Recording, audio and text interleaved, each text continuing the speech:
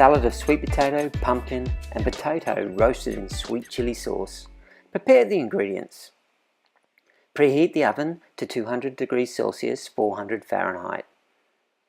Cut one large sweet potato into bite-sized pieces. Cut one large potato into bite-sized pieces. Cut quarter of a pumpkin into bite-sized pieces. Place the chopped vegetables into a large bowl. Add 1 cup of sweet chili sauce. Add salt and pepper to taste. And mix well. Place the prepared vegetables onto a baking tray, lined with baking paper, and place into the oven and bake for 30 minutes. Remove from the oven. Place 4 handfuls of mixed lettuce leaves into a bowl. Add the roast vegetables.